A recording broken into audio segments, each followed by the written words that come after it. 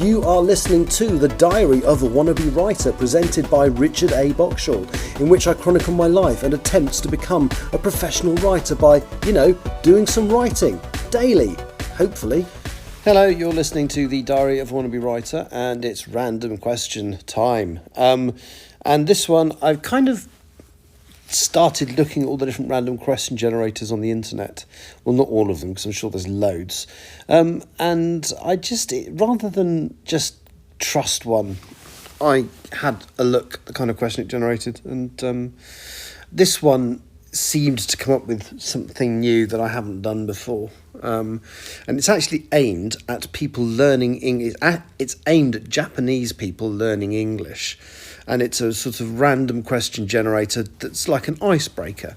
So, first question. Do you prefer to travel by car, train, boat or plane? Okay, car, often I'm driving, so no. Plane is usually, long distances can be travelled in a plane, but as a passenger, it's so boring. So train is okay as long as it's not so jam-packed that you can't get a seat. I would say boat. Boats are quite good fun, actually. I've been across the ferry to France as a kid. I've been across to, more recently, to like the Netherlands. And yeah, it's all right, actually. So, yes, I think I will say boat for that one. Right, next question. What is the book that you most loved as a child? I have a couple, actually. The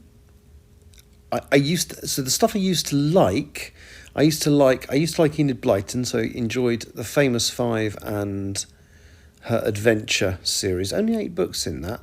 I can't even remember the name of all the characters, but they were sort of like slightly more adult. I mean, not adult because it's Enid Blyton, but slightly more adult than The Famous Five, which was more adult than The Secret Seven. But I think the ones that I remember enjoying specifically as a kid were things like Fantastic Mr. Fox, by Roald Dahl. Danny the Champion of the World, I specifically remember. And George's Marvellous Medicine. Although I have reread them recently, and they're great, but I don't think they necessarily are as good as I sort of remembered them being as a kid. But then, you're a different audience when you're a kid, aren't you?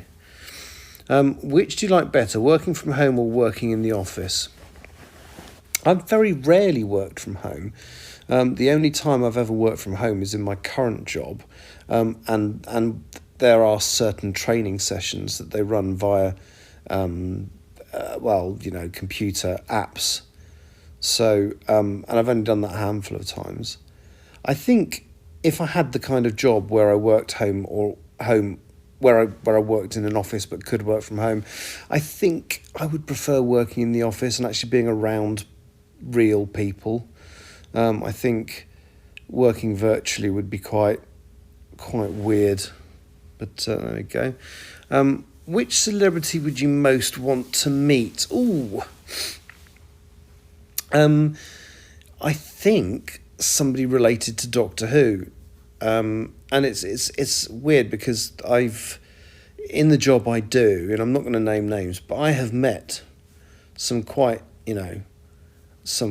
A-list people, and they're fine. Like, I don't really have opinions on them one way or the other, but I've never met any of the main cast of Doctor Who, and by the main cast, I mean a doctor, a companion, or a recurring character. So somebody was,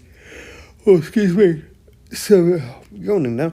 Somebody that was in it quite a lot. So, for example, the guy who played the Brigadier. No, he's not with us anymore, but the guy who played the Brigadier in the original series. So, any of those really would be an absolute thrill. Old series, new series, don't mind. There we go. Predictable answer, but there you go. What's your go-to work from home outfit? I don't work from home. If you could learn any language in the world, what would it be? Chinese, I think.